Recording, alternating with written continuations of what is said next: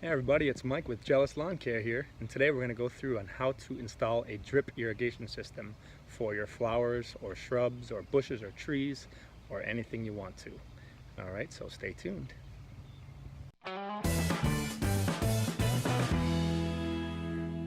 Alright, welcome back to another video from Jealous Lawn Care, and today is a very dirty Mike here. As you can tell, it's been a very good project day. Even though it's around 90 degrees today, but gotta do it sometime, right? So, as you can tell behind me, I just trimmed this tree finally. Man, this took a long time to trim that tree. But we're not here to talk about trees today, or the grass. First time for that, right? Instead, we're talking about drip irrigation systems. So you could see that I put this drip irrigation system in for this hydrangea and also for these two, and that is the system back there that's running it. And of course you can see, if you look closely, the black water line that's still there. I'm gonna hide this, of course, very quickly. I'm gonna trench this, but I just wanted to show you that it is still there. Okay, here we are. Like I said, I don't have much, if any, room in here, so sorry about that. It's a little compacted in here, everybody. So here we are. We're starting right at the faucet, and immediately what I'm doing is installing a brass, I prefer brass, splitter. So now I can run one half with a hose and one half with my drip irrigation system. And obviously you'd usually want it, level like this, but due to the fact that this faucet is so low to the ground and where they put it is just not smart, due to the fact that they have this raised garden bed here also for the trees and shrubs. So what I have to do is basically angle it out. So this will work after I dug out a little bit. So here we go. This might get a little overwhelming. It is a lot of pieces, but this is the best way to do it from what I've seen. So first thing we're going to do is put a backflow preventer in there. So basically what this little piece does is it's going to prevent any water from going back into the house and affecting your drinking water. So what this does is it makes water only go in one direction. So very important to have. You should probably have it in all of your faucets, outdoor faucets.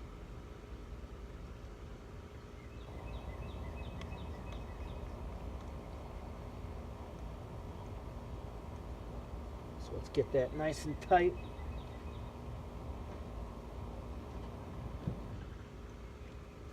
All right, next step, after you have the backflow preventer on there, then we're gonna go with I like to have a dual outlet. I always love dual outlets, or even 4 outlets, but 2 is going to work in my case. So this is one of the best water timers that I've seen in the market. Has the best functionality and easiest to work with. So this is going to attach right to the backflow preventer.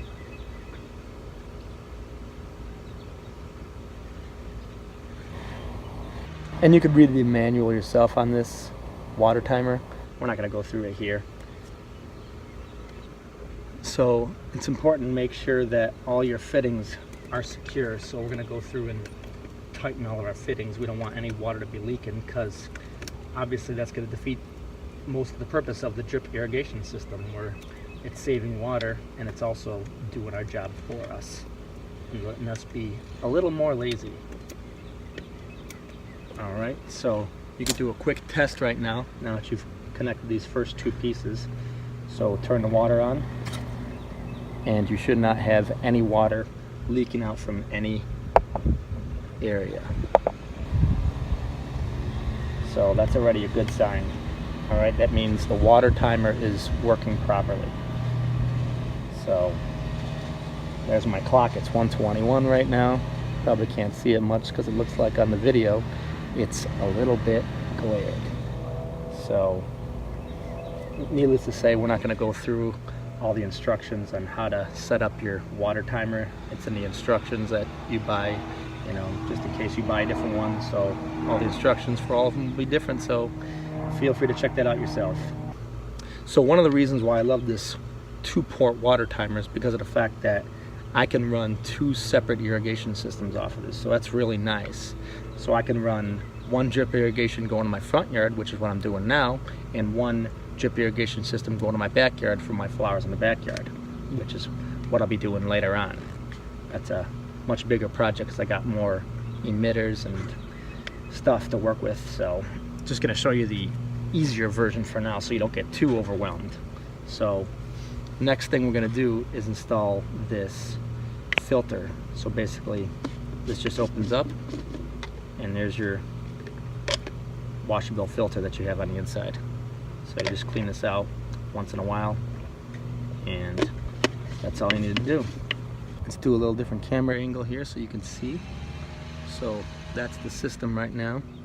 Here is my filter, water timer, and backflow preventer. Next thing we're going to do, and these guys across the street aren't coordinating with me. Alright, so now I got my backflow preventer, my water timer, and now my filter on there. Next thing we're going to put is our pressure regulator. So the water that comes in from your faucets could be ranging between, I don't know, 50 psi all the way up to probably 100 psi. So a drip irrigation system cannot handle this magnitude of pounds per square inch. Basically what it'll do is it'll shoot the emitters completely out of the tubing, and you don't want to do that, obviously. So this is what you need. Basically this converts it down to a psi of 25. So we're going to put that onto the end, tighten it up,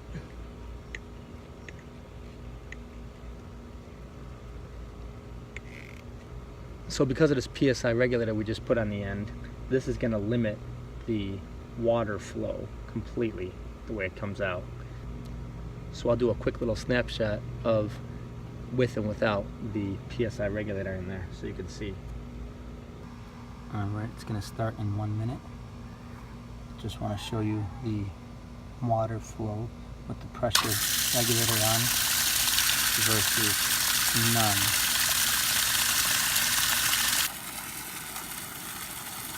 Here's the steady stream of 25 psi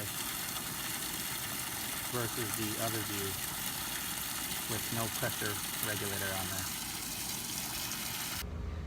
So we are clearly running out of space here for me to work with in my ground. Wonderful spot, but it's a good thing this is the last piece we need. So this is basically just an adapter. It's threaded on one side and open on the other, smooth. They call this a compression fit. So this is where you're going to put the 1/2-inch tubing or your main tubing. We'll call it the water line.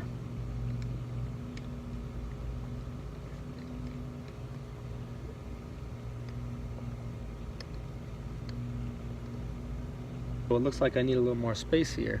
So let me dig away a little bit more of my dirt and mulch, and we will go with the next step, which is 1/2-inch tubing.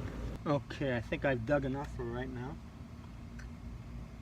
So what we're going to do is start with our tubing.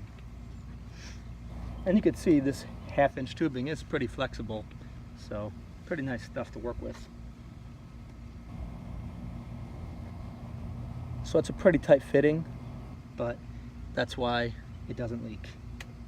And speaking of leaks, I just want to recommend that you go with as much of the same brand as possible.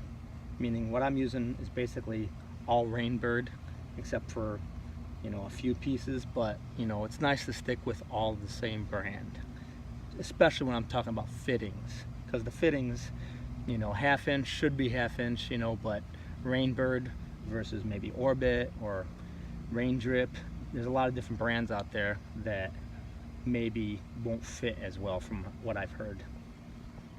So make sure you stick with the same to avoid any leaks.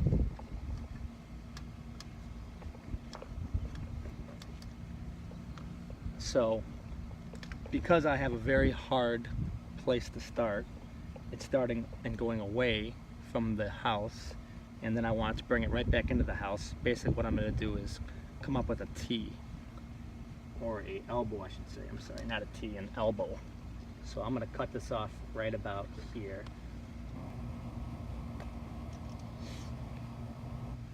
Now that I only have a little piece sticking out here, now I'm going to put my elbow in so I can change direction. Okay, now you can see I do have my elbow in. So now I'm coming this direction. And now more 1/2-inch tubing we will need. So let's put it in.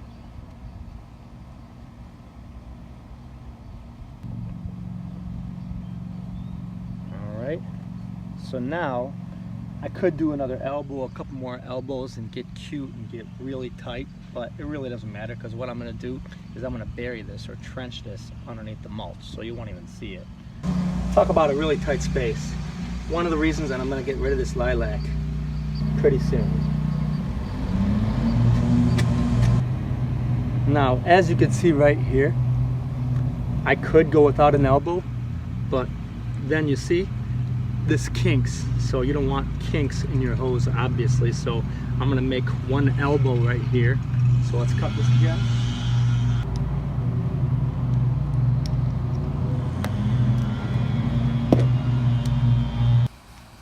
So here's the finished view of the main water line. There's my elbow, and dug a little trench going all the way behind. And the only thing we need now is to cap it off. Alright, now it is capped off and I can bury the rest of this. So these are nice because of the fact that it's a clean out. So if you open this up, you could just clean it out and blow the water through, or blow whatever air through. And I've heard of people doing both, but that's what you want to do around fall, winter, whenever you clean it up for the year, or spring before you use it again.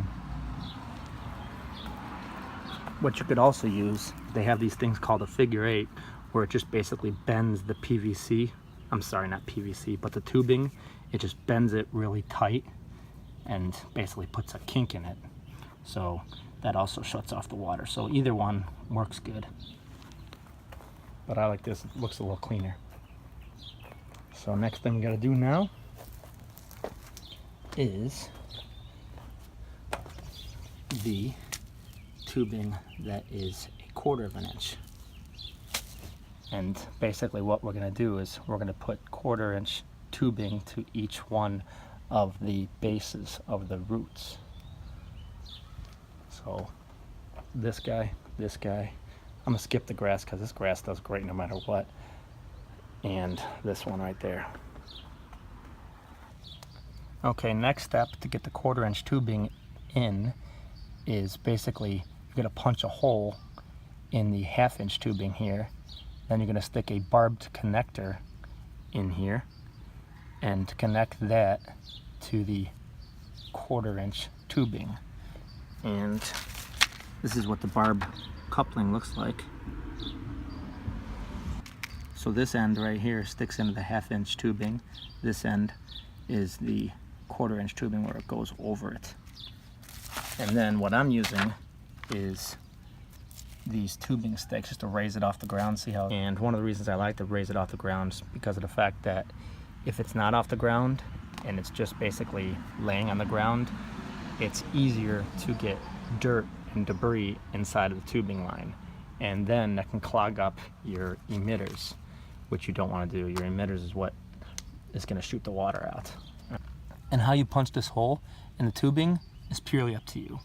You can use a drill like I just did. If you want to go real cheap, you're not going to be doing too many, or they sell many hole punchers, a couple different ones, but a lot of them have bad reviews because of the fact that they leave the whole set of tubing pretty dented. So do what you want, just make sure that if you're using the drill like I did, that you don't go all the way through the other side. Otherwise, you're gonna have some backtracking to do. Okay, so I did that last one really quickly behind the scenes. So I'm going to do this one a little bit slower for you guys so you can see each step.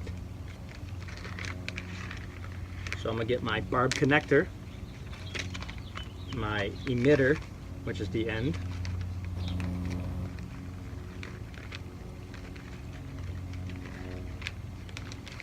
my 1/4 inch tubing, and my raising it up.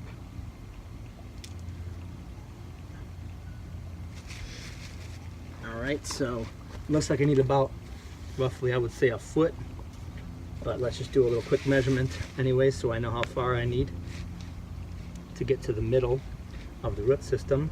So I would say looks about right there. So I'm just going to cut that off.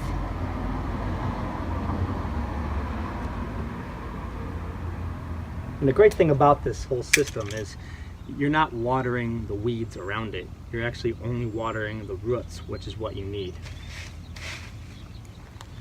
And they say, again, I haven't proven this, but they say everywhere online that this will make your plants and shrubs grow 50% better due to proper watering.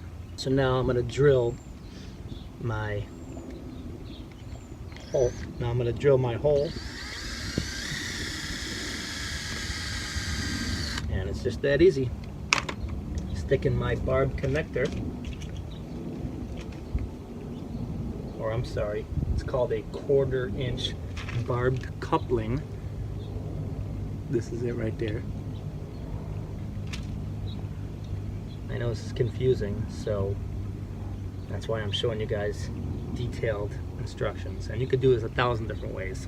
Like right now, you can just drill holes in this already, and this is called they call it like emitter tubing. So, but the problem with these is I don't like using that because this gets plugged up a lot, very frequently. So then some of your plants will die and you won't know why. Oh, because someone's plugged up. So stick the sharp end in. Okay. All right, now that I got the connector on, now it's time for I'm gonna call it the raising up thing. And this piece you just take off. This is what they use for the emitter. Or you can leave it on, doesn't really matter. But mainly you're just using this, so you stick it in the ground, and there it is. Sticks up like that, so it's taller. Stays off the ground and away from the dirt and debris. So they give you this emitter already, but I don't like to use that. I like to use here's what I got. This is what I like to use, spot watering emitter. Most important thing here is right here, where it says 1 gallon per hour.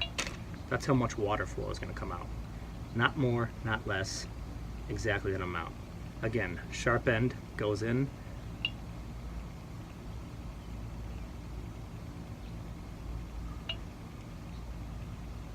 And there's my emitter. So this is how it'll look after you're finished. This will be your drip emitter at 1 gallon per hour. So the main reason why I like to use these emitters is because of the fact that, like, this is 1 gallon. Let's say the plant next to it needed 2 gallons per hour or a 1/2 gallon per hour. You know, this way I can modify it accordingly versus all having the exact same flow rate due to the water timer. So I'm gonna plant this right there. So I will admit that these things that raise the 1/4 inch tubing off the ground isn't the greatest. Meaning it's not big, it's not bulky. There's other ones you could buy that are better if you're using mulch. Like here I'm doing mulch, and it's not the best application for it. I didn't really care too much about the front. I mainly bought these for my backyard, which is going in dirt. Then it's really good when you really want it in the dirt. All right, now let me give you guys a finished view here. So can you see how this is watering at the end? So this is the 1 gallon per hour rate from the emitter. And that's what we want. So I have that going to each of my 3 shrubs. And here's the end result of the drip irrigation system.